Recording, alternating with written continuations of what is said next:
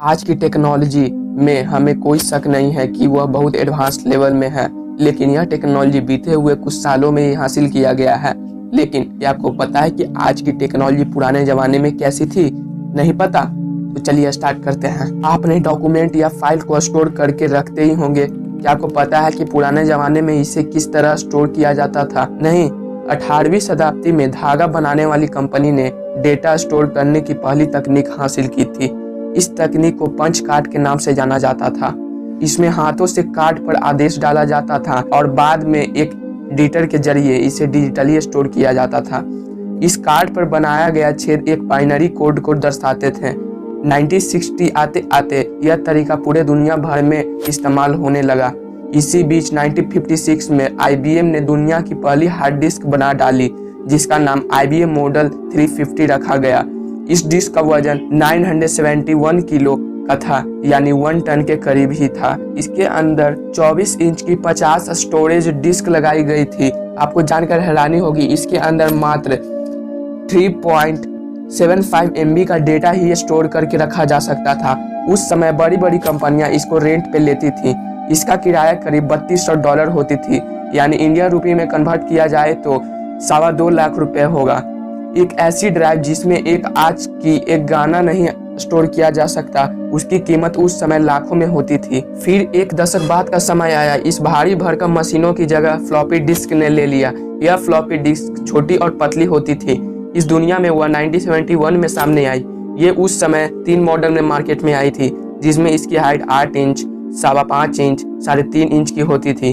उस समय एक फ्लॉपी डिस्क अपने अंदर 80 KB का डेटा स्टोर करके रखने में सक्षम थी। एक 4 MB का गाना स्टोर करके रखना हो तो ऐसी 50 फ्लॉपी डिस्क की जरूरत पड़ेगी। लेकिन 1986 आते आते IBM ने 3.5 इंच की फ्लॉपी डिस्क में 1.5 MB डेटा स्टोर करने की तकनीक हासिल कर ली। फिर समय आया 1999 का, जब सबसे पहले छोटी सी मेमोरी कार्ड को बनाया गया। इसमें सैनडिस्क, मात्सुशिता तोशिबा सबसे पहले यह मेमोरी कार्ड बनाने में सफल हुए। सन 2000 में पेन ड्राइव का आविष्कार हुआ।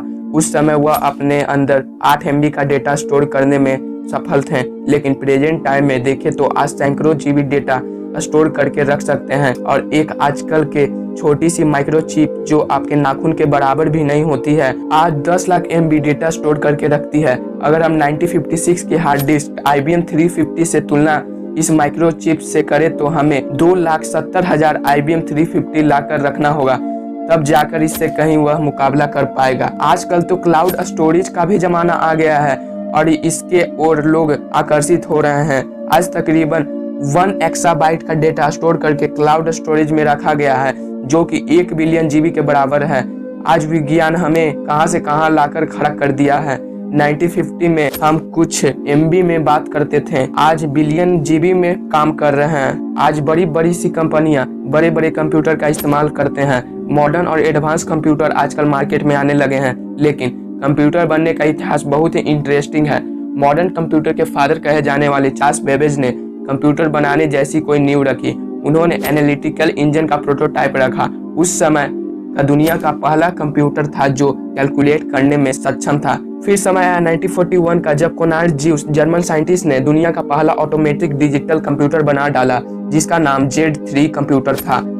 इसे एरोडायनेमिक एयरक्राफ्ट डिजाइन में यूज किया जाता था। वह 1 टन वजन का हुआ करता था। इसकी फंक्शनल स्पीड मात्र 5 से 10 हर्ट्ज थी। अब समय था 1964 का, जिसमें कैलकुलेटर, जिसे एक डेस्कटॉप कंप्यूटर भी कहा जाता था, यह उस समय का दुनिया का पहला कंप्यूटर था जो पर्सनल और कमर्शियल यूज के लिए बाजार में उतारा गया। इसका प्रोडक्शन 1965 में US में स्टार्ट कर दिया गया।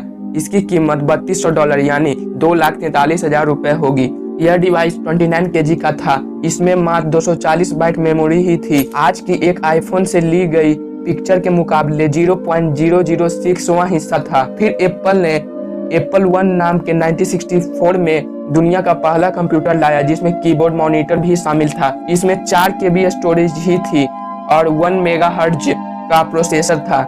आज के एप्पल मैक प्रो के मुकाबले 4400 गुना प्रोसेसिंग पावर कम था। आज इस CPU में 4.4 गीगाहर्ट्ज पावरफुल प्रोसेसर लगा हुआ है और स्टोरेज की बात करें तो 1.5 TB है, यानी 1500 GB है। एप्पल 1 के मुकाबले एप्पल मैक प्रो 18,75,000 गुना स्टोरेज कैपेसिटी ज़्यादा है। आप तो इसी बात से अंदाजा लगा सकते हो कि आज की टेक्नोलॉजी कहां से कहां पहुंच चुकी है। लेकिन यह बदलाव हमेशा होती रहेंगी, लेकिन इसमें कोई दो राय नहीं है कि हमारी नेचर को कितना नुकसान उठाना पड़ रहा है। आप एक बात बताना कि इन फ्यूचर कभी टाइम ट्रेवल हो सकता है या नहीं, कमेंट में जरूर लिखना। बात जब कंप्यूटर की हो ही रही है तो हम सुपर कंप्यूटर को कैसे छोड़ सकते हैं। दुनिया का सबसे पावरफुल सुपर कंप्यूटर का नाम समिट और OSCF जो IBM के द्वारा डेवलप किया गया है। आप इसकी स्टोरेज जानकर चौंक जरूर जाओगे। इसकी स्टोरेज कैपेसिटी 250 पेटाबाइट है। कहीं आप पहली बार पेटाबाइट नाम तो नहीं सुन रहे हैं।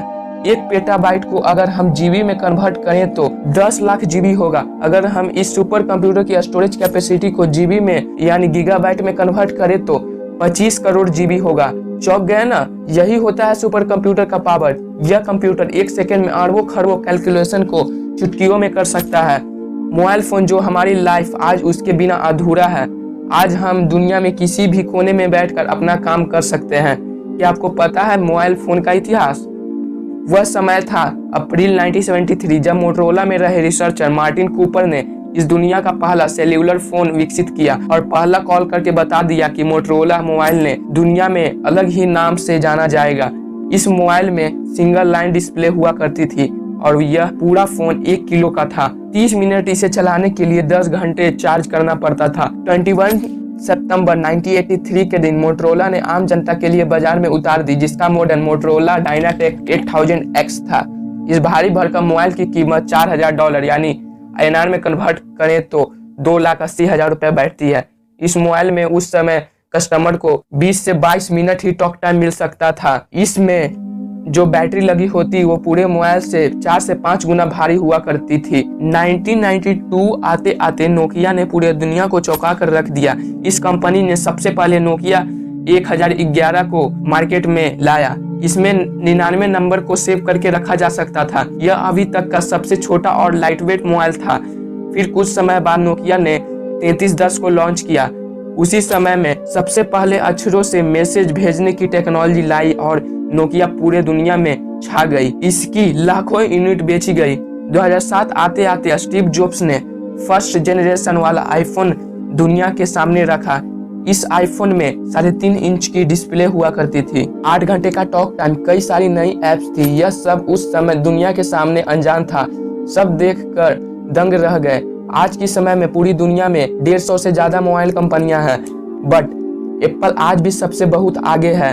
उनका नया आईफोन 11 जो 6.1 इंच लंबा है, साथ ही उसमें लिक्विड रेटिना डिस्प्ले भी लगा हुआ है। इसमें आप 256 GB डेटा स्टोर करके रख सकते हैं, जो आज से कुछ सालों पहले यह नामुमकिन सा लगता था।